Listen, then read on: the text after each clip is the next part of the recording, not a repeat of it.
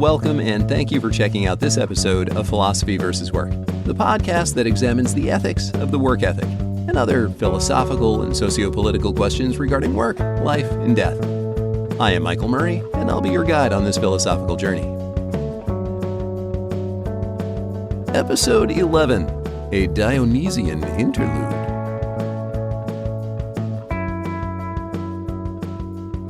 So, it's been a minute.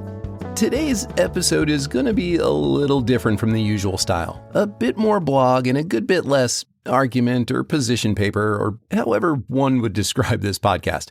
But don't worry, we're still going to get to some philosophy, specifically Nietzsche in the latter half.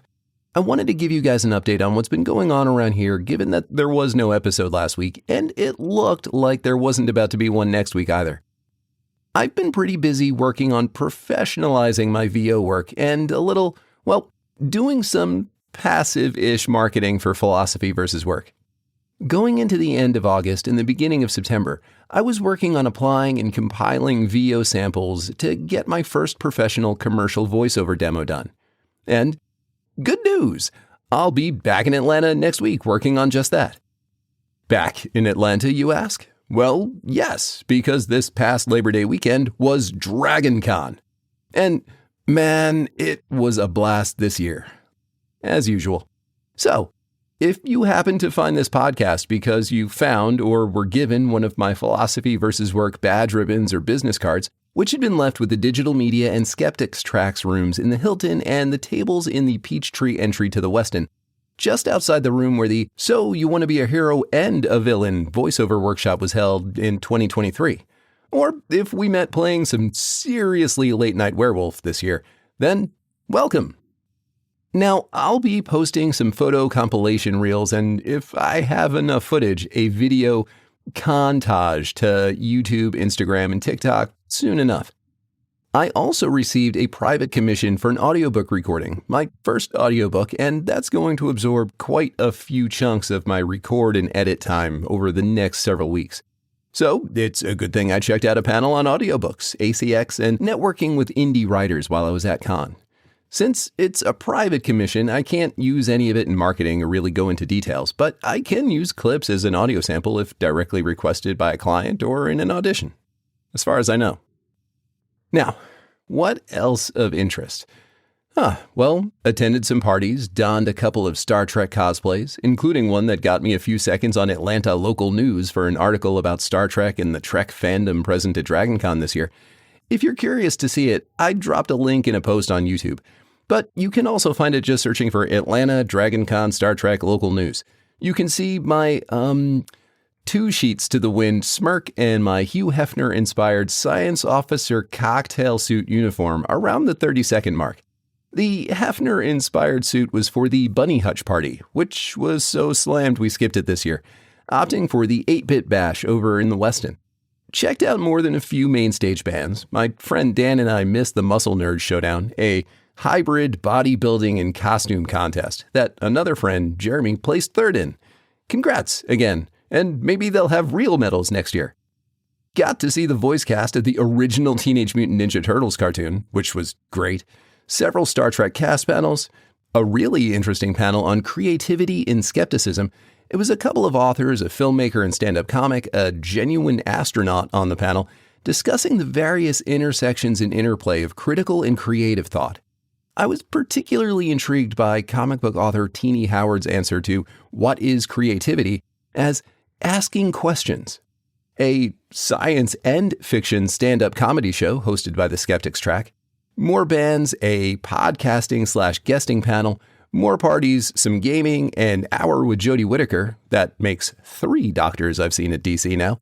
Some wandering and cosplaying, and 2 of my perennial favorites, an hour with Dr. Aaron McDonald, astrophysicist and aerospace engineer, and the real chief science officer for all shows Star Trek, doing an audience Q&A regarding the science of Trek, and Science versus Movies. Now, if you've not been able to see Science versus Movies, they pack this room out. It is a late-night game show-style romp with a rotating panel of scientists, physicists, engineers, emergency planners, paleontologists. You get the point. being forced to watch scenes from some real gems of science fiction, like Moonfall and Sharknado.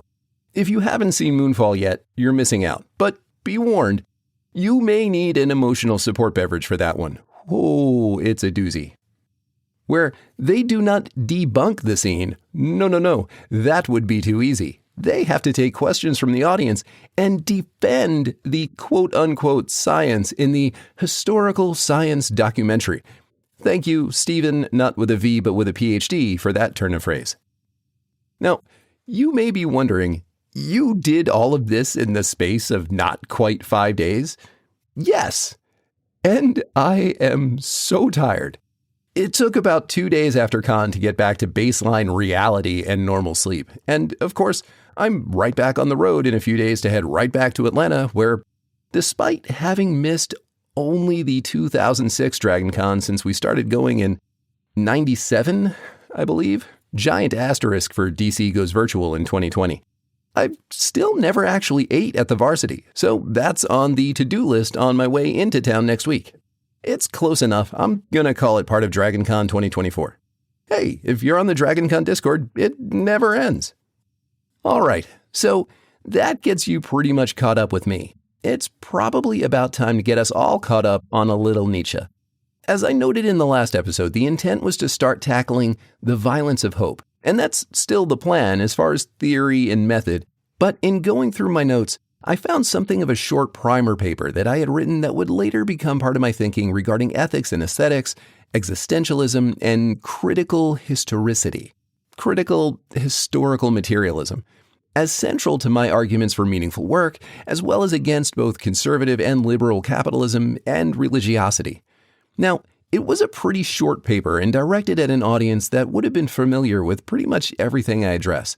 So where certain contextually dense references come up, I'll unpack those a bit. Otherwise, the only major changes have been in tone and delivery to keep this whole thing more approachable, in keeping with the casual academic vibe I've been aiming towards so far. Also, a note on language. Where I refer to man, I'm doing so in keeping with the English translation I was reading at the time. As I've found with Heidegger as well, English translations often simply use man and mankind as a stand-in for humanity, though the original German often flows in and out of der Mann, man in interchangeable singular plural sense, das Mann, one or the human in the neuter sense, and der Mensch, the singular man. I personally, first, do not countenance any gendered limitations on humanity's capacity for thriving, and second, linguistically, I prefer thriving over power, as thriving refers to a specific form of power that I believe excludes the exercise of power over others, as it can limit their capacity for thriving. If you view increasing your capacity for thriving necessarily as exercising greater power over others, you're not thriving, you're oppressing. All right, Friedrich Nietzsche. Quote, "Eternal life, the eternal return of life, the future promised and hallowed in the past, the triumphant yes to life beyond all death and change, true life as the continuation of life through procreation, through the mysteries of sex." End quote. Nietzsche, Twilight of the Idols, What I Owe to the Ancients, Aphorism 4. It may seem ironic at first to come away from a reading of the same author who referred to man as a disease with a sense of their work being a hopeful redemption narrative, but Nietzsche's often caustic criticism of society seems aimed at opening his readers' eyes to what mankind should be, rather than allowing a herd mentality or a slave morality to substantiate an inversion of values that glorifies weakness. Nietzsche's vision of man is one of strength, instinct, and passion. Civilized man is a disease afflicting the powerful human animal, but that does not mean that man is or must be weak. Being human means that the individual can choose not to be weak. They can exercise their will to power, their will to life, and break from the behaviors of slaves or herd animals. Now, Nietzsche's style is, to say the least, unorthodox, but it plays hand in hand with the message of his criticism. Bodily affectivity, To be a little Heideggerian, the there beingness of a body thrown into the world, and specifically its capacity to be stimulated by, process, and express emotion, is inseparable from human experience, and Nietzsche's individual is subjective and emotional, as opposed to Kant's rational, disinterested subject. And part of the goal of Nietzsche's writing style is to engage with the reader's emotions. As a result, much of his texts, Genealogy of Morals and Twilight of the Idols, come across as a dramatic monologue script rather than an abstract scholarly criticism. As in the previous example, a triumphant yes to life is not merely self-affirmation in the form of positive thoughts or pensive reflection, but affirmation in the most basic and bodily form. The propagation of the species through sexual reproduction and all the pain, pleasure, and emotion that go along with it. Also, something to keep in mind in a couple of weeks when we get to Lee Edelman's No Future. The inversion of this emotional, bodily, triumphant yes is what Nietzsche refers to as ressentiment. And yes, Nietzsche was writing in German, but chose to keep this term in French. So do most philosophers, at least that I have read or seen anyway, writing about Nietzsche or his concepts. This ressentiment is the source of the inverted values of the slave morality. Important side note, we're not talking about the morals of slaves in a historical sense, but the taught or forced morality that arises when those in power seek to make their subjects make slaves of themselves. The slave that risks their life to resist their master in every great and small way is precisely not a person of ressentiment. When an individual lacks the agency, or convinces themselves they lack the agency, to resist power, they grow resentful of that power. The fault in this is that it externalizes that lack of power, attributing the fault of the individual's weakness to the overwhelming power of the other. Nietzsche follows this idea to an assault on the priestly class. Not only does the priest externalize power, but he manipulates the masses, convincing them that their weakness is a virtue and that strength is a sin. They, the priests, turn their own ressentiment toward the powerful into a belief system that externalizes the value of the world in the afterlife, declares the only real will to life to be the will of God, sanctifies pacification, suffering, and labor, and all the while demonizing free will and physical pleasure. Two domains that are reserved to the state, be it the king or the emperor, the government, or the church. To wit, as in Nietzsche's time as well as ours, it's not at all difficult to find case after case after case of the members of the priestly class proselytizing asceticism, austerity, abstinence, toil, and self-denial to their congregants and their communities and nations where they openly engage in politics, while they themselves live lives of ease and luxury, paid for, no surprise, by the faithful, and the lack of political will to tax them. In contrast to this externalized Platonic world of contemplation, Nietzsche refers to the Dionysian as a metaphor for the affirming life. The Dionysian man is engaged with the world around him, bodily, emotionally. The best description of this type is in Nietzsche's The Birth of Tragedy, in which he compares the Apollonian, referring to the Greek god Apollo, aesthetic of visual stimulation and cognitive interpretation, with the Dionysian, referring to the Greek god Dionysus, aesthetic that takes account of the range of sense perceptions of the body. For example, an Apollonian viewing of Gian Lorenzo Bernini's 17th century sculpture, Saint Teresa in Ecstasy, would take account of the craftsmanship, the story, the quality of the marble, the value of the gold, the play of light and shadow, etc. On the other hand, a Dionysian viewing is one in which the viewer places themselves in the position of Saint Teresa, feeling what she is feeling.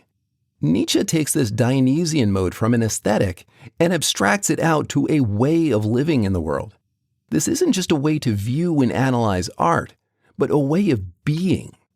It is in this Dionysian mode that I believe Nietzsche can be read as a hopeful redemption narrative. If the reader allows themselves to respond viscerally, emotionally to Nietzsche's writings, then they are already beginning to cure themselves of the disease of man. In a way, Nietzsche seems to be venting his own resentment towards man. He sees mankind as falling short of what it is truly capable of. But it is not that he hates man or is in some way a power-hungry proto-fascist. Rather, it is frustration with the world he sees around him, a world of individuals that self-identify as a class based on their work rather than as human beings, a world of institutionalized equality. Note on equality here. Nietzsche lived from 1844 to 1900, so he saw the unification of the German Empire under Bismarck, but not its fall and entry into World War I. This new German state of the late 1800s provided a universal right to vote for men, though the power of that vote in terms of elected governments differed between northern Germany and Prussia, everywhere else. Massive economic disparity between rural agricultural Germany and industrializing Prussia, labor surplus and wealth consolidation issues, which were all familiar social crises in the US, UK, France, and Russia as well. So we're talking about a people that were nominally equal in the sense the church told them that they were. The state certainly didn't, and they, unless they had the land and money or were members of the church, were equally obliged to work and follow orders. So an institutionalized equality that ignores the differences amongst individuals. A world wherein religions prey on the weak, convincing them to prize their weakness and shun the material world. It is a world in which the meek inherit nothing but servitude.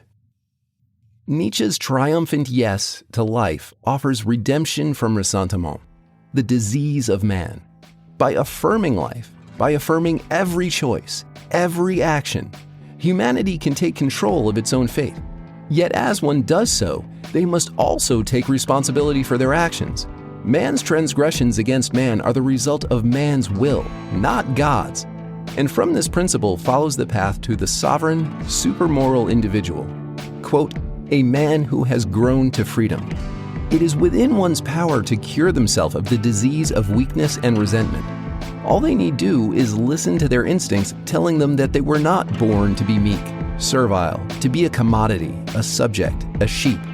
We were born to paint, to sing, to run, to dance, to dream, to love, to be an artist, a poet, a Dionysus.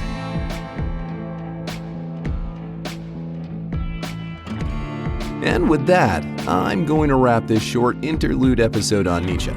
Next episode, The Violence of Hope, should be in 2 weeks, presuming nothing insane happens in the meantime. If there is, I'll blast something out on the socials. Make sure to like, follow, etc. The links are on the website, philosophyversuswork.buzzsprout.com. I hope you'll join me. Till then, go be a Dionysus. Eat, drink, and be merry.